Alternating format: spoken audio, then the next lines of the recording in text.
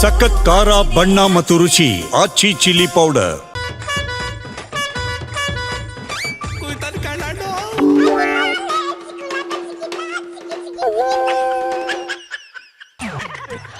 Session ಶುರುವಾಯ್ತು, ಬಜೆಟ್ನು ಓದ್ತವೆ ಈ ಸತಿ ಅಂದಿದ್ಯಲ್ಲ ವಿಘ್ನೇಶಿ. ಇಲ್ಲಿ ನೋಡಿದ್ರೆ ಏನು ಎಡವಟ್ಟಾಗಿರಂಗೈತಿ. ಅಂತಿಂತ ಎಡವಟ್ಟಲ್ಲ ಕಣ, ಸರಿಯಾಗಿರೋ ಎಡವಟ್ಟೆ ಆಗೈತೆ. ಏನಪ್ಪ ಅದು? ಸದನ ಶುರುವಾಗ ಮುಂಚೆ ಜಂಟಿ ಅಧಿವೇಶನ ಮಾಡ್ಕೊಂಡು ಅಲ್ಲಿ ಗೌರ್ಮೆಂಟ್ ಬರ್ಕೊಟ್ಟಿದ್ ಭಾಷಣವ ರಾಜ್ಯಪಾಲರು ಓದ್ಬೇಕಾಗಿತ್ತು ಕಣೆ. ಆದ್ರೆ ರಾಜ್ಯಪಾಲರು ಮೊದಲನೇ ಪೇಜಲ್ಲಿ 4 ಲೈನ್ ಓದಿ, ಕೊನೆಯ ಪೇಜಲ್ಲಿ 4 ಲೈನ್ ಓದಿ ಭಾಷಣ ಮುಗಿಸ್ತು. ಮಧ್ಯದ ಪೇಜ್ಗಳ ಓದಕ್ಕೆ ಬಪ್ಪಳಿಲ್ಲ ಕಣೆ. ಹಾಗೇನಪ್ಪ, ಅದ್ಯಾವ ತರಕ್ಲ? ಸ್ಟಾರ್ಟಿಂಗ್ 4 ಲೈನು, ಕೊನೆಗೆ 4 ಲೈನು ಅಂದ್ರಿ?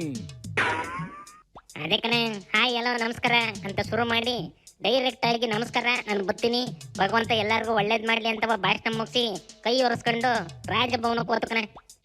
मैं राज्य विधानमंडल के संयुक्त अधिवेशन में आप सभी का हार्दिक स्वागत करता हूं। मुझे कर्नाटक विधानमंडल के एक और संयुक्त सत्र को संबोधित करते हुए हर्ष की अनुभूति हो रही है। कुल मिलाकर राज्य की आर्थिक, सामाजिक और भौतिक विकास की गति 2 गुना करने के लिए मेरी सरकार पूरी तरह प्रतिबद्ध है। जय हिंद, जय कर्नाटक।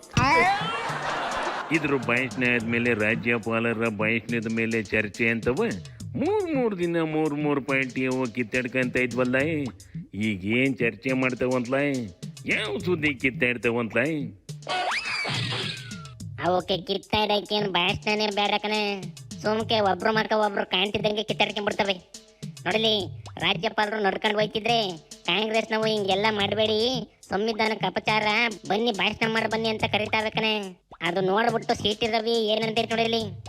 ವಿಧಾನ ಮಂಡಲದ ಸದಸ್ಯರು ರಾಜ್ಯಪಾಲರನ್ನ ಅಡ್ಡ ಹಾಕಿ ಅವರ ಮೇಲೆ ಮ್ಯಾನ್ ಹ್ಯಾಂಡ್ಲ್ ಮಾಡುವಂತ ಒಂದು ಪ್ರಯತ್ನವನ್ನು ಮಾಡಿದ್ದಾರೆ, ಗುಂಡಾ ವರ್ತನೆಯನ್ನು ತೋರಿದ್ದಾರೆ.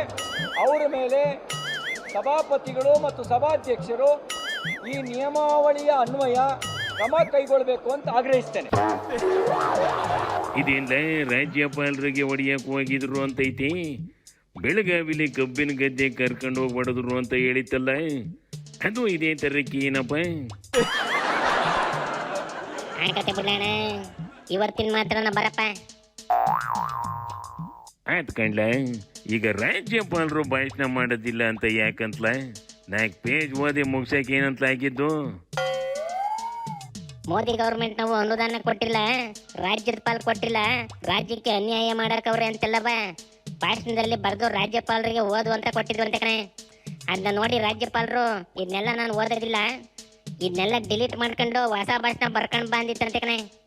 ಅದಕ್ಕೆ ಸಿದ್ದಣ್ಣ ಅವೆಲ್ಲ ಆಗೋದಿಲ್ಲ, ರೂಲ್ಸ್ ಪ್ರಕಾರ ಇದೇ ಭಾಷಣ ಓದಬೇಕು ಅಂತಂತೆ ಕಣಪ್ಪ. ಕ್ಯಾಬಿನೆಟ್ ತಯಾರು ಮಾಡಿದಂಥ ಭಾಷಣವನ್ನ ಓದ್ದೇನೆ, ಅವರೇ ತಯಾರು ಮಾಡಿದಂಥ ಒಂದು ಪ್ಯಾರ ಭಾಷಣವನ್ನು ಓದಿ ಸಂವಿಧಾನದ ವಿಧಿಗಳಿಗೆ ವಿರೋಧ ಮಾಡಿದ್ದಾರೆ. ಇವತ್ತು ಗವರ್ನರ್ ಅವರು ಅವರ ಮಾತುಗಳಲ್ಲಿ ಅದನ್ನು ಲೇ ಮಾಡಿ ಧನ್ಯವಾದ ಹೇಳಿ ಹೊರಟಿದ್ದಾರೆ. ಆ ಸರ್ಕಾರದ ಒಂದು ಭಾಷಣವನ್ನು ಲೇ ಮಾಡಿ ಹೋಗೋ ಅಧಿಕಾರ ಅವ್ರಿಗಿದ್ದೇ ಇದೆ.